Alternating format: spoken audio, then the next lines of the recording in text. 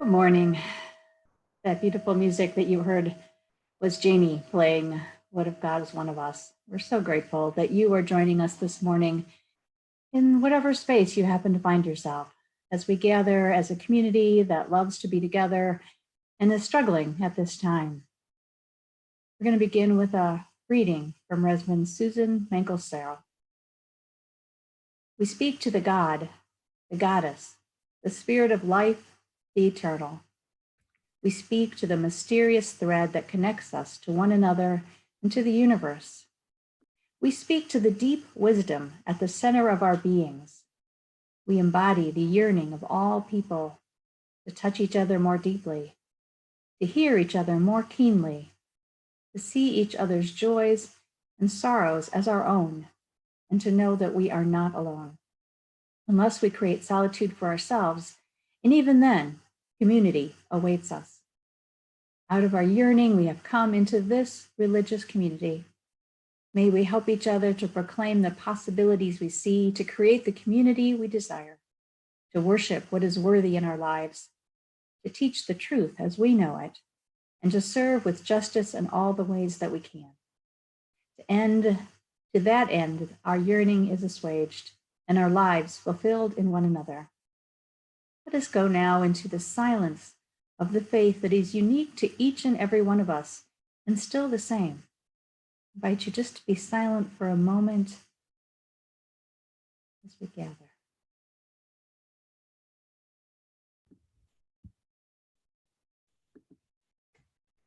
May peace be yours as we listen to another piece from Jamie.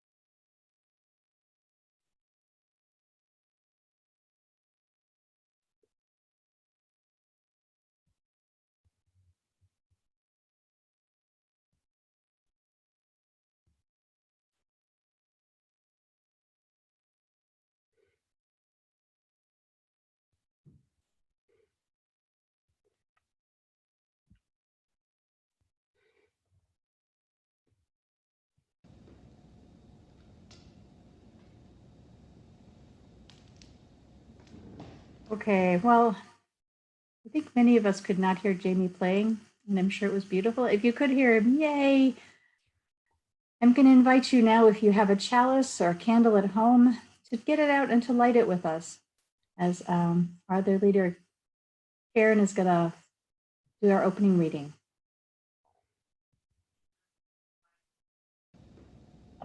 This is a reading by Crystal Hogan, Sacred Ground. In the presence of this fire, we hear the voice of our God, of our goddess, of our holy. You are sacred ground. In the presence of the flame in me, in you, in us, moving, resting, gathering, we are on sacred ground. In the presence of this fire, we are compelled to take up a torch, to carry a flame, to seek a sacred ground. In the presence of this spark, we are committed to light the fire of passion, of life, of holy work, to journey towards truth on sacred ground.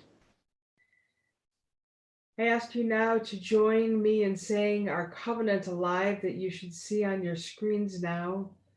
All together, we promise to listen and learn together with compassion, curiosity, and open mind. Engage in creating a warm and welcoming community work together and beyond our walls to address social and environmental challenges, and with our time, talent, and treasure, support our church in its mission. We're going to move things around a little bit today and hear Ron Solberg share a story for the time for all ages. Ron, we look forward to hearing from you.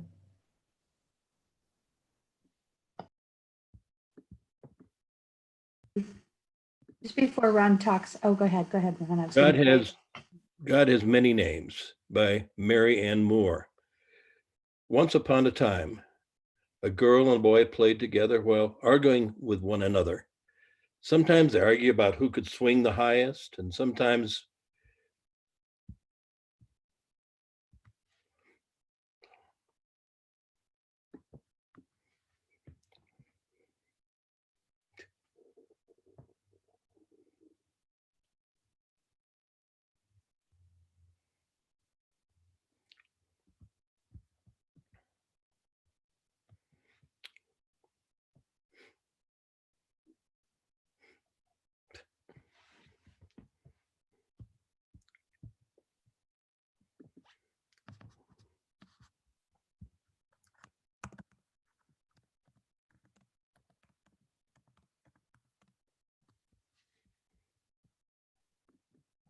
Ron, are you okay? You could keep going with the story. okay, the pictures blocked out my type. Oh, no. One time, though, they were arguing about God's real name. The girl said, God's real name is mother of us all. The boy said, no, it isn't. God's real name is Father in heaven. No, said the girl, it's mother. It's not, the boy said, it's Father. I have an idea, said the girl. Let's go find God and ask her what her real name is. Then we'll know for sure, and you'll see that I'm right. Okay, agreed the boy. I think it's a very good idea because when we find God, he will tell you that his real name is Father. So the boy and girl set off to find God, even though both of them admitted that they were a bit afraid to go far.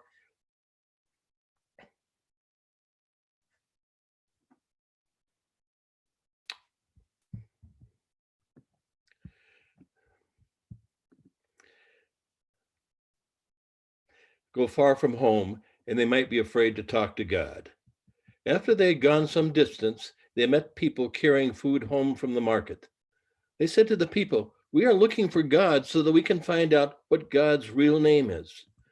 One of the people said, I think if you go straight ahead down that road, you will find God. But I can tell you that God's real name is the giver of life. The children thanked the people, but told them that they still wanted to ask God themselves. The people offered the children some bread and fruit, and they continued on. They came to a river where the people were fishing from a boat, and they asked them where they could find God so that they could find out God's real name. The people told them they would have to cross the river to find God, but one of the people said, you don't have to go across because we know God's real name. It's a hidden one. But if you still want to go on, we will give you a ride to the other side of the river. The children thanked them and crossed the river, continuing on. The boy and the girl were beginning to get tired as they approached another group of people in a grove of trees. We want to find out God's real name. Do you know where we can find God? The girl and the boy asked. You may find God if you go just a little deeper in the forest. And one of the people replied, but it isn't necessary. I can tell you God's real name, it's protector. We still want to find out for ourselves, the children said. Well, take your blankets for your journey, the people replied. The children thanked them and traveled deeper into the forest. Night came. The girl and boy ate the bread and the fruit, then lay down in the blankets to sleep. When morning came, just as the sun was peeping through the trees, they heard a kindly voice say, I understand that there are children here who want to know my real name. That's right, we do, cried the girl and the boy together. Are you afraid? The girl whispered. No, said the boy, are you? I'm not either, the girl said, but God sounds friendly. Well, what do you think my real name is? Asked God. I think it's mother of all, said the girl. And so it is, said God. See, the girl said happily to the boy, I was right. Well, the boy said disappointed, I thought it was Father in heaven. And so it is, God said again. See, said the boy happily, now I was right. Wait a minute, said the girl, thinking hard. How can we both be right? And what about those people we met on our trip who said your name was Giver of Life and Hidden One and Protector? What about them? Well, they are right too, said God. But how can you have more than one real name? Asked the boy. Doesn't one of them have to be the real name, the only right name? No, said God, I have many names. Some people say I have 99 names, and some people say I have thousands of names. What are some of the 99 names? The girls asked. Well, Giver of Life, Hidden One, and Protector are three of them, God replied. And some others are the Truth, the Creator, the Loving One, and of course, the 100th name is Allah. And what are some of the thousands of names? Asked the boy. Mother of all, Father in heaven, Shiva, the Great Spirit, Gaia. Any of the names is my real name if the person who calls me and does so with a loving heart, God explained. Well, my heart feels loving when I call you Mother of all, said the girl. And my heart feels loving when I call you Father in heaven, said the boy. Then Mother of all is my real name for you, God said to the girl, and Father in heaven is my real name for you, God said to the boy. The girl and the boy thanked God for helping them to understand. As they went home, they argued about who had been the bravest, but they didn't argue anymore about God's real name.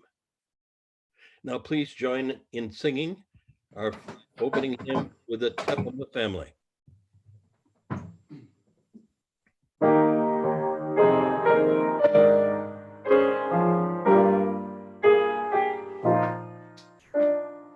Bring many names, beautiful and good, celebrating parable and story, holiness and glory, living, loving God, hail and Hosanna, bring many names, strong Mother God, working night and day, planning all the wonders of creation, setting each equation, genius at play.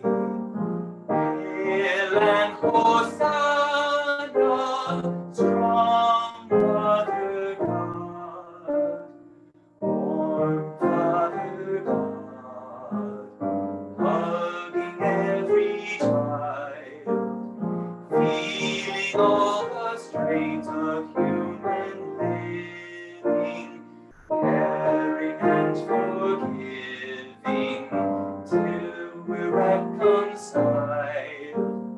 Hail and Hosanna, warm Father God, great living God, never fully known, joyful darkness far beyond our seeing, closer yet than breathing, everlasting hope.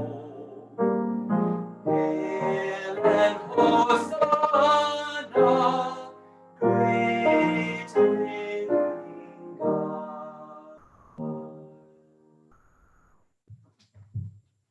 Thank you so much. Good morning and welcome so much to our time together on this Sunday, the last Sunday in April. I'm so glad that you are joining us today. I hope you're finding some space to breathe as we all engage in this new reality. Hope you're holding up the best you can. To say a quick thank you to everyone who's working so hard to bring this service to you this morning. Say thank you, especially this morning, to Suzanne Williams, Kathy Salzano, Jeff, Sarah, and Celia Tepema, Ron Solberg, Jamie Passman, and my co-leader this morning, Reverend Karen Mooney. Just for quick announcements, the church office will, of course, remain closed now for the rest of May. We're going to be always listening to the governor and what we're supposed to be doing. But you can reach Pam, Linda, Lily, and I at our regular email addresses. And someone was always going in every couple of days to check the mail. So please, you still can send mail to the church and it will be answered. Amazingly, there's a lot of ways to connect that are being offered around the church. We have some online small group ministries. We have meditation class, family check-ins with Pam Fodor. The book club is meeting this week, I believe.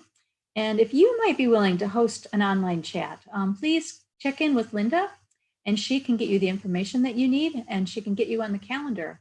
Maybe you have a special group like maybe unemployed restaurant workers or healthcare folks or parents just going a little bit nuts. If you're experiencing it, chances are somebody else is too, and may appreciate if you offer a space to process and just share your experience. I'm offering lunch with the minister every Friday from noon to 1 o'clock. So don't be lonely aboard. Check the calendar on our website and see where there's someplace you can connect. And we're going to say thank you to the virtual Big Top event last week that Pam Fodor hosted. It brought in nearly $1,500, which is fabulous. It's nowhere near the $10,000 that was budgeted though. So if you might be able to send a check for what you would have spent at the event to help the church keep going during this time, that would be wonderfully appreciated and very helpful. And even though our youth has had to cancel their service trip for the year, they're still selling the plants that Dennis Saget has grown to raise money for next year. So if you would always order plants every spring, you can still do that. Just go ahead and look at news and notes and there's a email address to send to, and then you can just go pick them up at the church without coming in contact with anybody. So we also want to say thanks to all the people who made and passed out over 60 masks within our communities for the last few weeks. That has been a wonderful, wonderful thing as well. So I want to just note again that this crisis has been going on for a while and things might be getting more challenging. So if you're not working and you need some help, please, please, please do let us know if you get into a hard spot. We have bags of groceries, we have money in our emergency relief fund. We have ways to help people in our community if you need that. So go ahead and contact me or contact the church and let us help you. Do not feel lost or alone or without resources. Make sure you check news and notes because there's still a lot of things going on and that'll keep you up to date on what we're doing together. It is so glad to see you. So grateful you're joining us here this morning. Now I'm going to turn it over to Ron Soberg, who has a reading to share with us.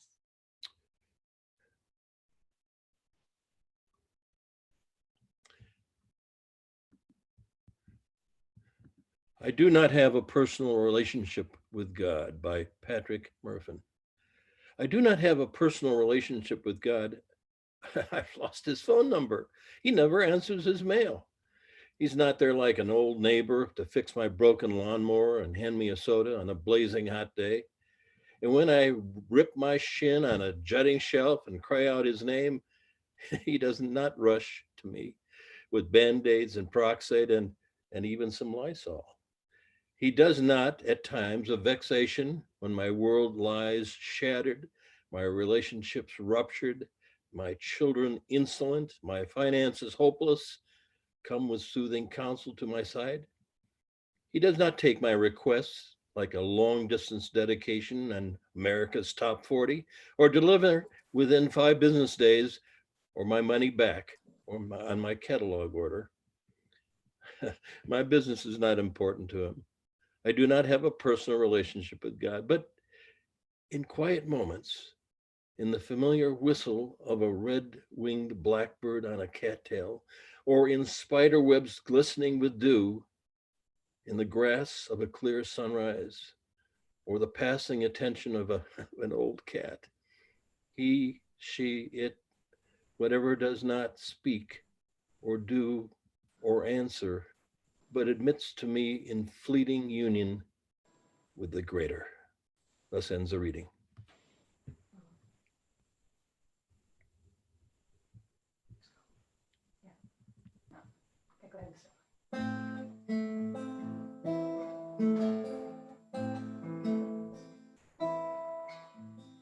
Please join us in a call and response of this hymn. We'll sing it twice through, and you'll pick up on it. Be still and know that I am God. Be still and know that I am God. Be still and know that I am. Be still and know that I am. Be still and know that Be still and know that I. be still and know that, Be still and know that. be still and know, Be still and know. be still and, Be still and. be still, Be still.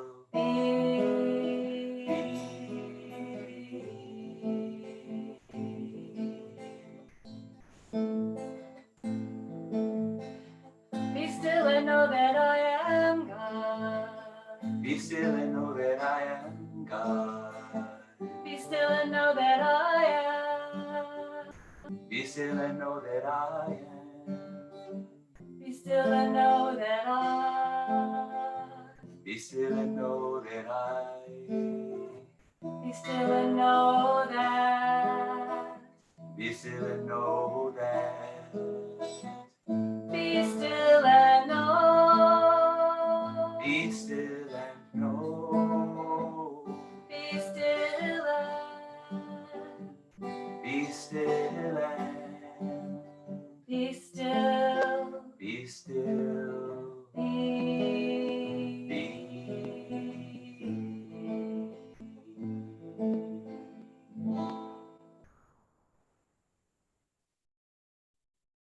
Thank you so much. I invite you to rest in that stillness that was just shared with us. Rest and listen. I have a poem to read for you this morning. And as I'm reading it, if you have something that's weighing or dancing on your heart, you're invited right now to type it in all caps in the chat list. And if it's in all caps, we'll try to find them all and read them aloud to share with our community. So from that place of stillness, we enter into this poem by Reverend Victoria Weinstein. Divinity is our birthright. Divinity is our birthright. God nods to God from behind each of us. But let us remember, as Mr. Emerson said, divinity is behind our failures and follies also. In the silence that follows, let us pray that we may notice and accept the divinity of tiny things, the divinity of ordinary miracles, and even in the awkward mistakes, in frivolous conversation with friends, in wordless companionship with a loved one, in the work that seems futile one day, but resonates with meaning the next, in a shared meal, in the shopping list, in the peaceful sleep, in the simple procession of spring days. We pray this moment to keep tender vigil over our precious, imperfect lives, to know each one as a vessel, however cracked or broken, of the holy. So may we strive to recognize the indwelling presence of God in all people, in all living things, and even in ourselves. In the silence, may we open our hearts. So may it be, and amen. Karen is going to read aloud our attentions at this time. Suzanne Williams is remembering former member Bob Satchett, who died this week, and is thinking of his widow. Susan M. Sophie turned in her last paper of her undergrad career. Yay! Debbie. The Fair Trade Table volunteers enjoyed a virtual appreciation party on Zoom this week with a call-in from an artisan from Peru. Paula. Happy 21st birthday to Taylor on May 1st. Like Fabian, the Lamasley family during Suzanne's illness. Julia celebrated my youngest grandchild's first birthday virtually. Watched little Les devour his huge piece of cake. Rick. Giving thanks that my friend's son is recovering from COVID. and David. Happy, beautiful Sunday, spring day. Thank you for all of your intentions. And of course, just as we do in church, we light virtually 3 last candles, one for all of those pieces of joy or sorrow that are too tender to share at this time, one for the leaders and all people who are part of this community, that they hold this space together and hold the edges even as we reach further. And for those who are in leadership in this time, whether that be here in our city or cities or state, or even our nation and world, may they remember the lives of all of the people that they impact. May they remember how weightful their words are and how much we look to them for guidance, for solace, and to be remembered. May you be remembered, and may you know that you are remembered in this time by all the people here.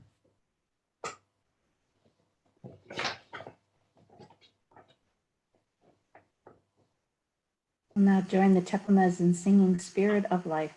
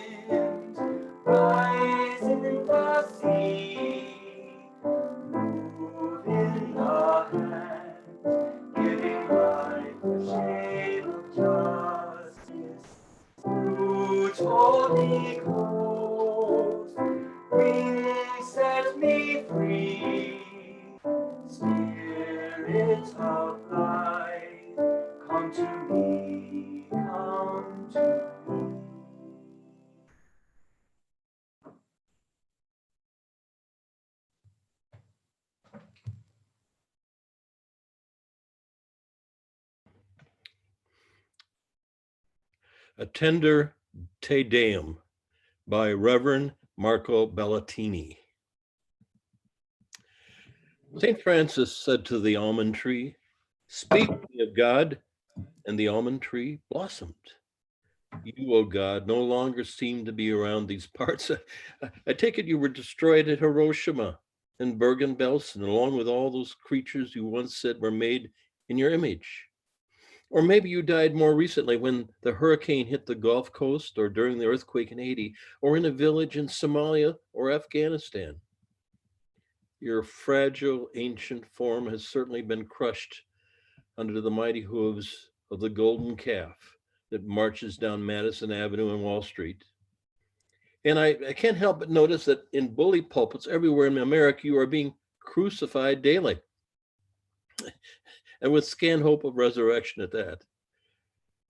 And I am sad to note that in the congresses, the parliaments, the dumas and councils throughout the world, men and women well acquainted with lies and elegant duplicities talk to you as if they know you, thus grinding you into a kind of a powdery fiction.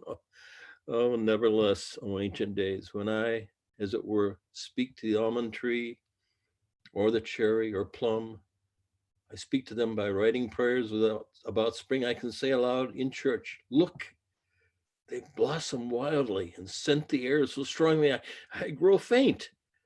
I wonder, is that blossoming, that writing, that praying, the body of your reincarnation, the pathway of your second coming? Have you now abandoned the temples and the tabernacles so that you could hide yourself in something so simple as a human sigh before snow white branches? Have you selflessly vacated gold-edged drooping scriptures so that you pour out of the eyes of a man crying in grief this week? Have you become so clever, so subtle, so wise that the touch of soft spring raindrops on a certain woman's shoulders no longer felt like an annoyance this week, but this seemed instead a sacrament, a revelation, a blessing? Have you removed your bulky mask of reward and punishment so that there is room for you within my clumsy metaphors and cries? Have you grown so humble that you no longer promise to save us, but only to companion us in blossom and embrace? If so, welcome back. I've missed you. Thus ends the reading. Thank you, Ron. Today, if it's not obvious yet, we're speaking of God, not to offer answers, but to open an age-old question of our Unitarian Universalist faith. How do we speak of God? Is God a noun, a verb? Do you find God in the strains of Itzhak Perlman's violin on a cold January day, or in a warm, steamy bath, grateful for the reminder of life, that sigh that Ron just spoke of? Do we find God in images of the nurses and doctors, the grocery store clerks, the people working on our electronics, on the people behind the people behind the people, working long shifts, saving lives in this pandemic time? Or in the simplicity of people finding ways to uplift their neighbors, sharing signs, the odd teddy bear in the window, the little bit of humor in the front door. There's a chalkboard in Pam and Mai's neighborhood that always has a new message on it every day. And I think that today it was something like, really? I thought the joke was over. We venture here today because while this is a creedless church, we often share a belief in the spirit of love. We live on the edge of things and ideas we value. And today and now, in this time that feels so brittle, we look for something, I look for something to help me remember what is soft and how I connect with the world that is around me, including you, my dear friends. We believe in the power of each journey of faith and know that right now, many among us struggle with what the heck that means. What is real?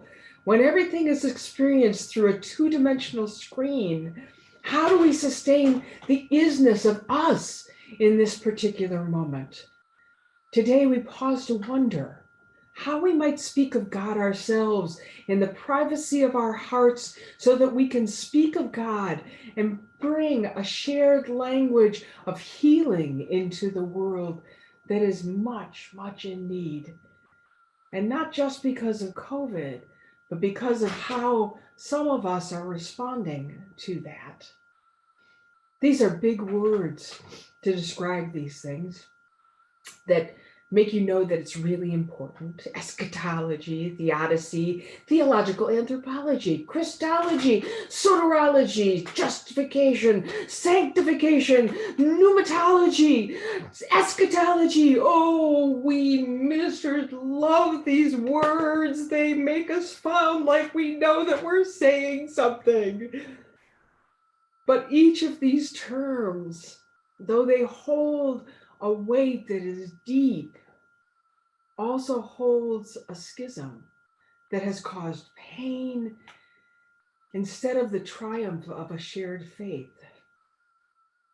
We are in a time now where we long to find words that describe what we are experiencing, and some of that experience has to do with how we reach out in this odd time through the mechanisms of a technology. I'm staring at a computer now, wishing that I could see your faces, each one in its wholeness, with the shadows of the sun capturing whatever. Can we speak of God?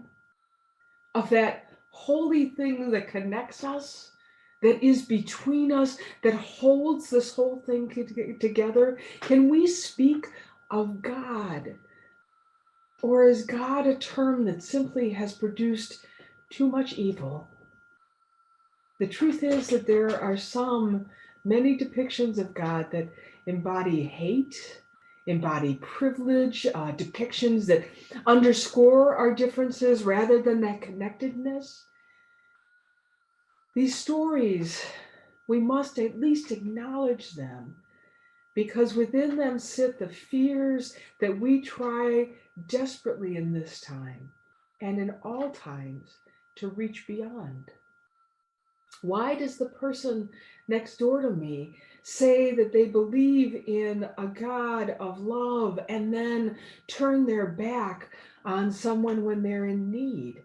How do I reach beyond that to say, I love too, even if my love is for another woman? How do we reach beyond those places to the language that must connect us, especially in this time? When hate and fear invade God, I shrink away from acceptance and compassion, afraid that I'm supporting a belief in a God that stands aside as evil happens, as God kills or maims. But if we strive for compassion and understanding, we strive to be in the conversation with one another. If we aren't even talking, there is no possibility to have a common place to talk about that shared existence.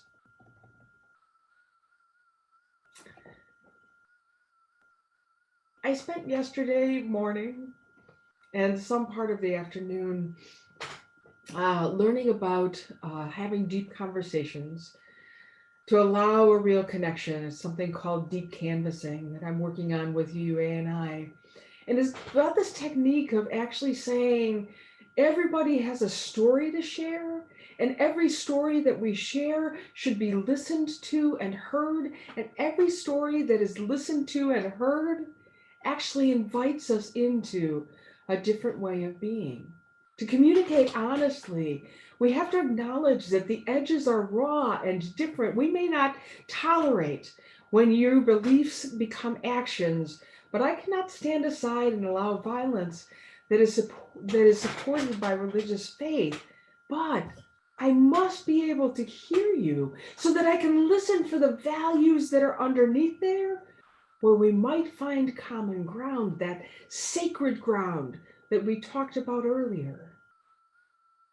I can speak out to denounce actions. Yes, I must speak out to denounce actions for the unveiling of women who wish to wear in religious tradition their vestments, for people who are dying now in our prisons and jails. I must speak out for even when Christians are killed. I must speak out when Tibetan nuns and priests are slaughtered. But I will stand by someone's right to believe differently, even if it may confuse my desires to promote a God of peace and love. In our culture today, no one can really get away without relating to the word God. But I believe that speaking and listening, singing and dancing, even reaching out to accept, are not enough. We must grow into a point of celebration. Celebration, all of the different ways that God is known and understood in this world as protector, as giver, as love, as father, as mother, as something beyond those two sides into a face that is all. Believe in God, fight with God, trust God, hate God. We have some relationship with God, even if it's steadfast avoidance. Mystic Meister Eckhart said, bidden or unbidden, God is present in our world. We're in the midst of a revolution right now. The culture we live in is changing from the industrial age to an age of knowledge. Corporations have become the new nation state. Spirituality is confronting religion. Community is defined by joining. The churches we inhabit are in flux, and there's a need to speak of God to survive, even in these times. There's a truth that must be uttered, that is in all religions hold some view into the whole of God, even atheism. Can we create a place where these truths may be studied and spoken?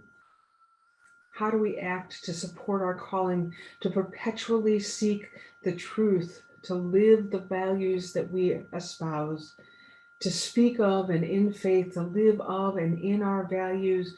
We must have a language that allows us to be part of the conversation.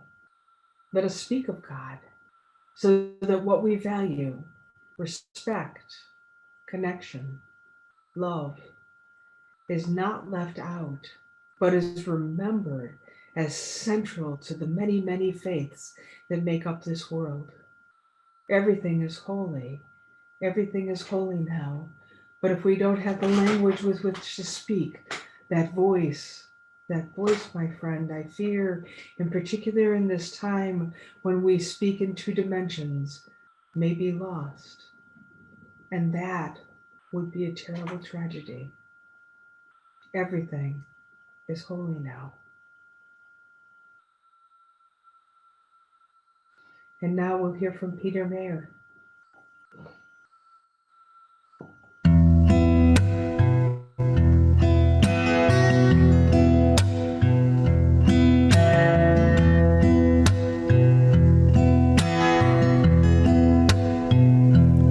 When I was a boy, each week on Sunday we would go to church and pay attention to the priest. He would read the holy word and consecrate the holy bread, and everyone would kneel and bow.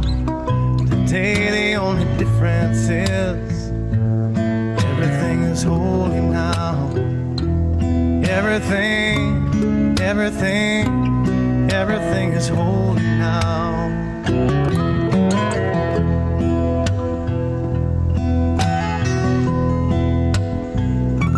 And when I was in Sunday school, we would learn about the time Moses split the sea in two, and Jesus made the water wine. And I remember feeling sad, miracles don't happen still. But now I can't keep track, 'cause everything's a miracle.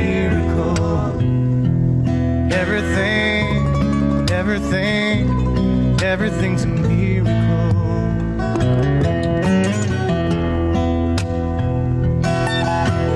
Wine from water is not so small, but an even better magic trick is that anything is here at all. So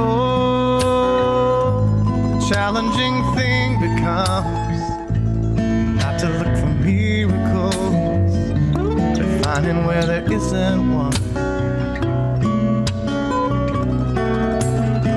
When holy water was rare at best, it barely wet my fingertips.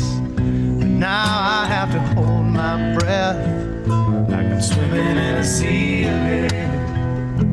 It used to be a world half there, heaven's second-rate hand-me-down. But I walk it with the reverent air, 'cause everything is holy now.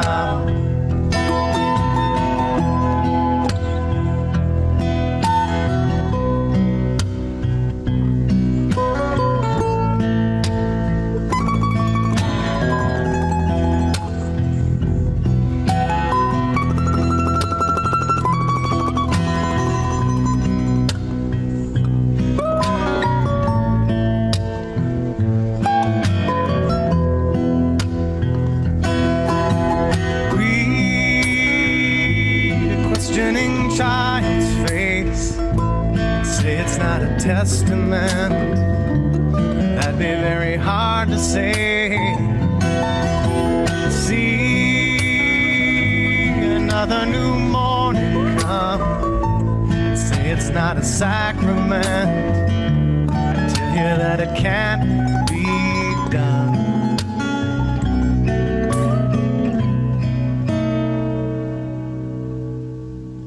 This morning outside I stood, I saw a little red-winged bird shining like a burning bush and singing like a scripture verse. It made me want to bow my head. I remember when church let out, how things have changed since then. Everything is holy now.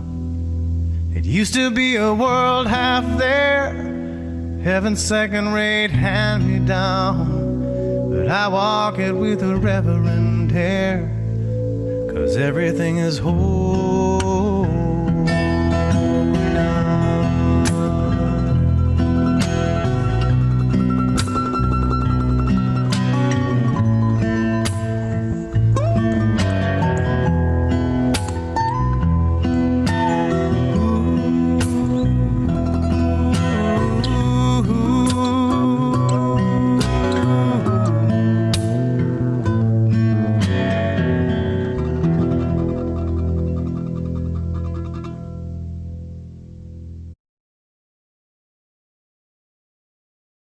Oh, everything is holy now. Peter Bear is one of my favorite musicians for bringing that sense of connectedness, that exploration of what God actually looks like in this day and age as we wander through. And God as a sparrow, as a burning bush, as birdsong, as scripture. So many different ways to see God immersed in the world around us. I've been listening to Peter Mayer, to Paul Simon, to Emmylou Harris, to folks who wrestle with God, but do it from a place that is grounded in this reality, a place that makes sense to me.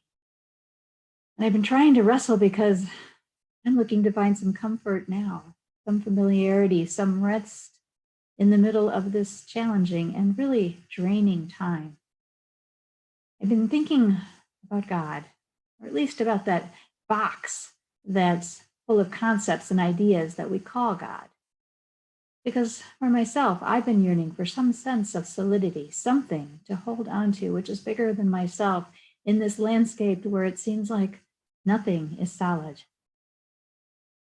Now, this is a very human response to try to make something outside of ourselves okay, to have something take care of us. We can see it in the world around us where all these people have the impulse to make someone powerful be in charge. It doesn't matter how erratic or illogical or powerful, as long as that leader is powerful and that power is on our side, we can feel safe. I think it explains, at least to me, why fundamentalist Christians are such strong supporters of our president right now. Because the Bible, God, is often contradictory, saying one thing one day, another thing in a different part, another chapter, saying different things, but still claiming a chosen people that the God will love and that will be safe no matter what. And so I think Christians, if they claim themselves to be that chosen people, that can also claim that an erratic leader is okay. This face of this God works for people who are willing to trade in their ability to think and reason for themselves over feeling safe. You know, that's not the God that I'm longing for, and I suspect it's not one that speaks to you either. A long time ago, St. Augustine described the idea of original sin as a God-sized hole. It's a place where we know we should be connected to the universe, to the whole of reality, but somehow we've been pulled apart. It's a void which feels uncomfortable, in which we try to throw anything we can into to try to make it stop gaping at us. People throw things like money and power and stuff, lots and lots of stuff. But you know, it all gets sucked away like some giant black hole. It doesn't work because the disconnect is part of this experience of being alive and human in this reality. Kind of like your belly button. It never goes away. The only thing that we can do is to be present, to look into that abyss, into that empty hole, and see what might find in that darkness. We can be present. We can live with presence. We can be present to our own life, to notice rather than to cover over, to examine rather than to ignore. I remember a time a long time ago, I was maybe 11 or 12 years old, and I was cleaning my room because my mom made me. And I was angry at her for forcing me to take care of myself. How dare she? And I had this running dialogue going in my head about how unfair she was, blah, blah, blah, blah, blah. And suddenly I realized that I had this dialogue going on in my head. And in that moment, I wondered who was talking and who was listening. Have you ever done that? Have you ever noticed a stream of thoughts going on and suddenly stopped to pay attention to those thoughts? The Buddhist perspective calls it monkey mind when you're trying to meditate. But what is it? At that time, I decided that the listener was God, and that my chattering mind was just filling God in on what was going on with me. At that point, how unfair my mom was. And out of that time, I became more aware of that voice and more aware of a connection to some unseen listener. So prayer for me became more of a constant conversation with that God, rather than a reciting of all those prayers we had to learn by rote from Catholic school. God was my companion, keeping me company, judging my poor choices, noticing when I was being selfish or mean, being witnessing and being with me in my sadness, and even celebrating my joy. Unitarian Universalist minister Galen Gingrich speaks of the image of God as eternal witness.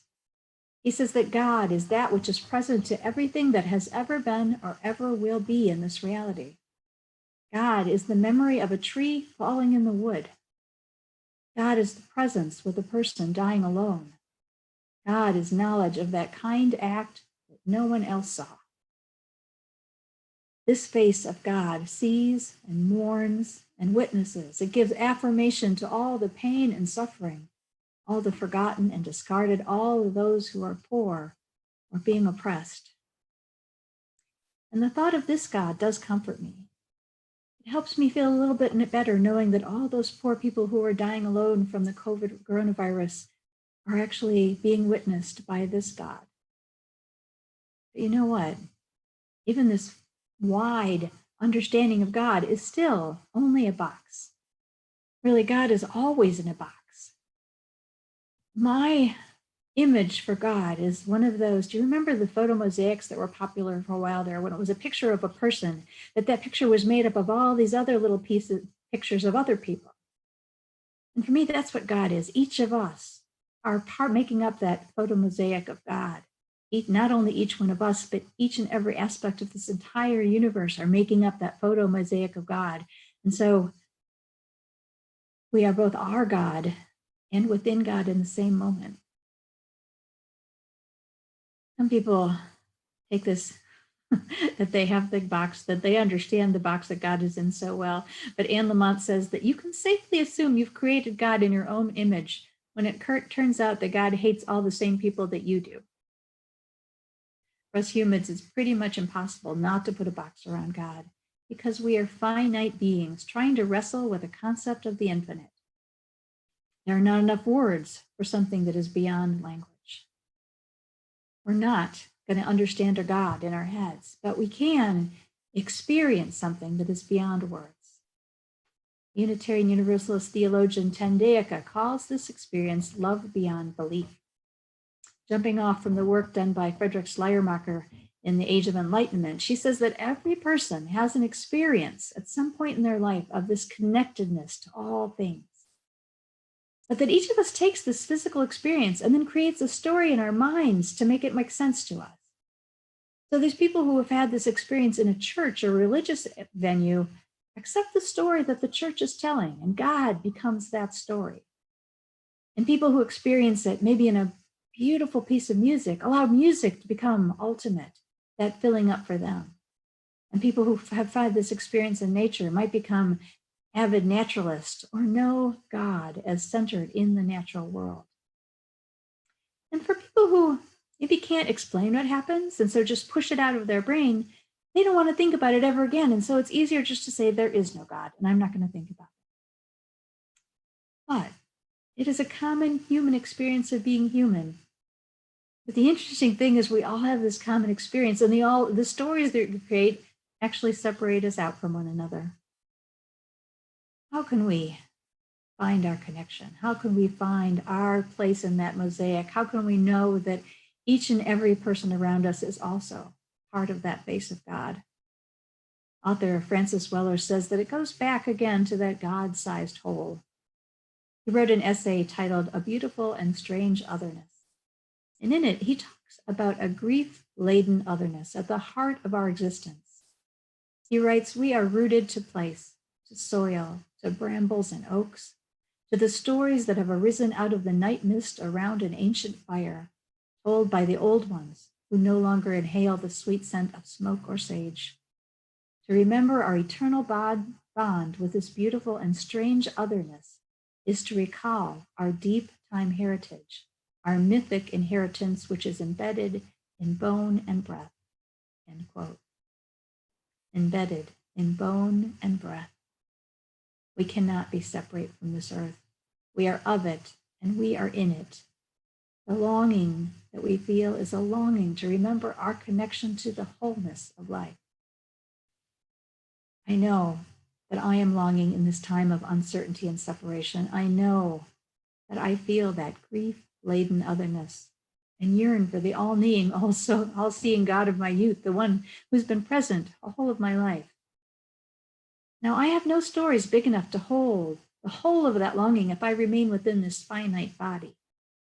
But if I can practice release, if I can practice paying attention to both the voice in my head and the presence that is listening, I can be in touch with that holy otherness.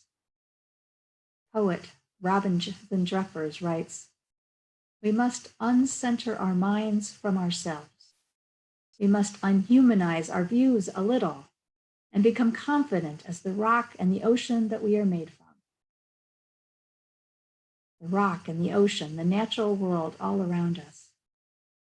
Where do we find the face of God?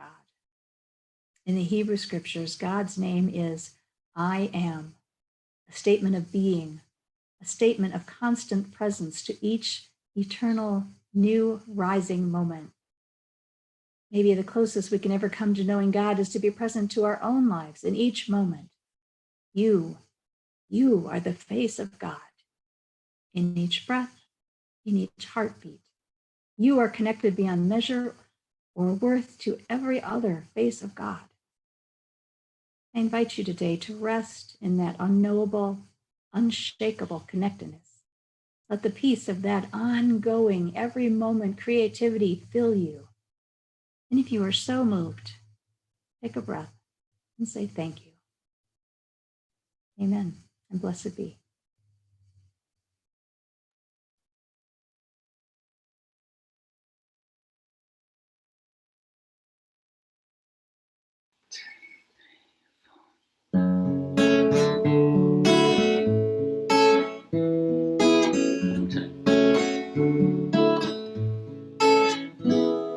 If God had a name, what would it be, and would you call it to his face?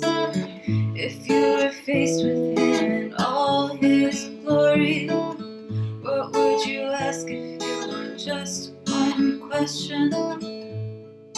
And yeah, God is great, and yeah, God is good, yeah. What if God was one of us, just as like one of us, just a stranger on the bus, trying to make his way home? If God had a face, what would it look like, and would you want to see? If seeing meant that you would have to believe in things like heaven and Jesus and the saints and all the prophets, and yeah, yeah, God is great, and yeah, yeah, God is good, yeah, yeah, yeah, yeah. What if God was one of us, just a slot like one of us, just a stranger on the bus, trying to make his way home, trying to make his way home, back up to heaven all alone, nobody calling on the phone, except for the Pope maybe in Rome.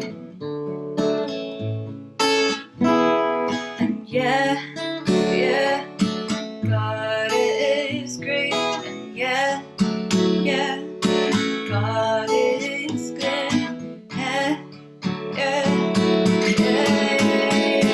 What if God was one of us, just a slot like one of us, just a stranger on the bus, trying to make his way home, trying to make his way home, like a holy rolling stone, back up to heaven all alone, nobody calling on the phone, except for the Pope maybe in Rome.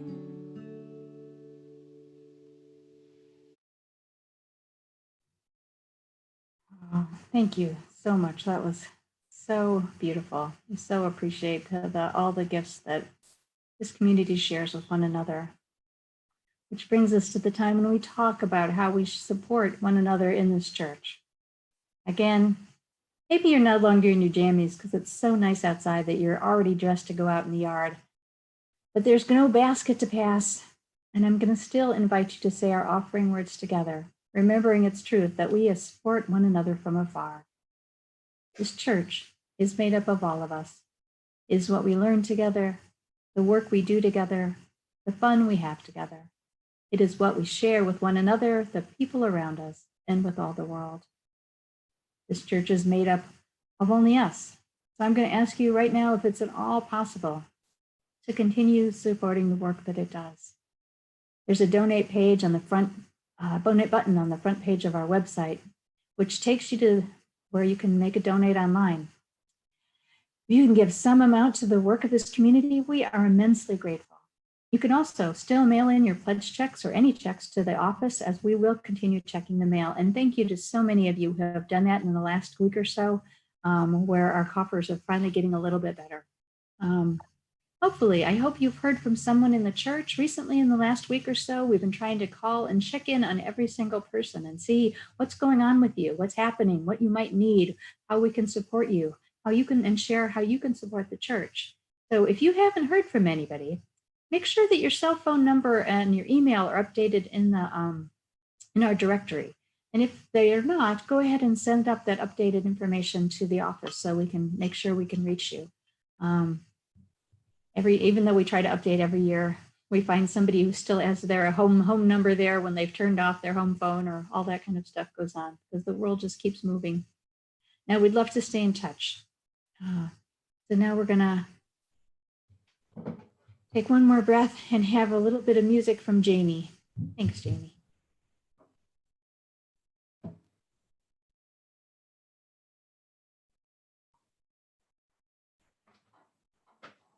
Or not?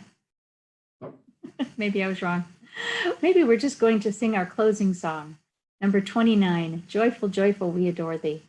And Tepa Muzzer will help us again sing that.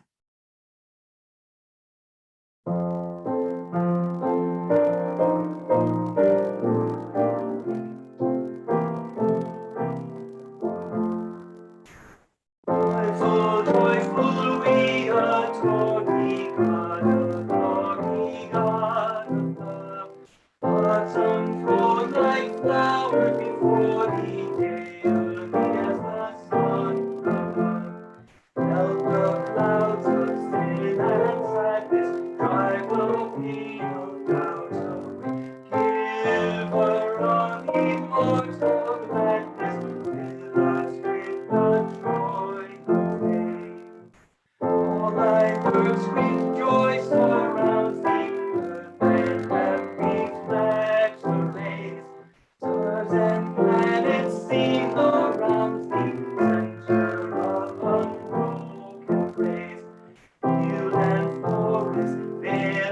mountain, something meadow, flashing sea, chanting bird and fluting fountain, call us to rejoice and be. Thou art giving and forgiving, everlasting, everlasting, wellspring of the joy of living, ocean depth of happy rest. Ever seen we march we onward, victors in the midst of strife. Joyful music lifts us onward in the triumph song of life.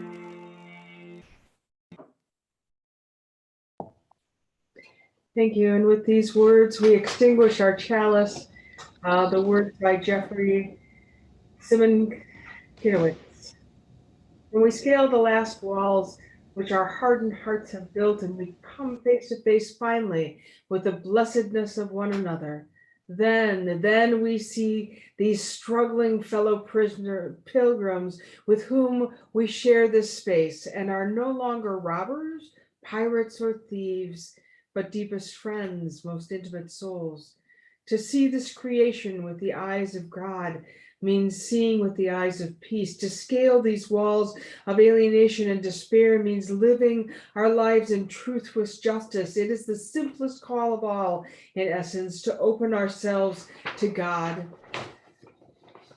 It is then that we will turn and greet one another, knowing at long last the simple blessing of standing fully in the presence of another true Messiah, face to face with one like us, a beaming holy child of God. Thus ends the reading. Ron will lead us in our extinguishing of all of our chalices.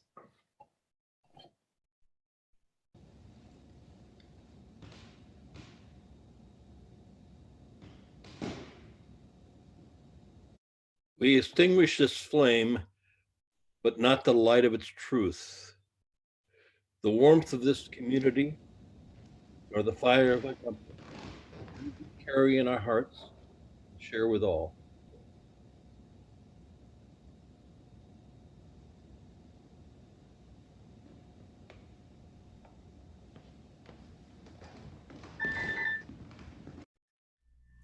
We'll now have some beauty from Jamie as he shares a postlude with us.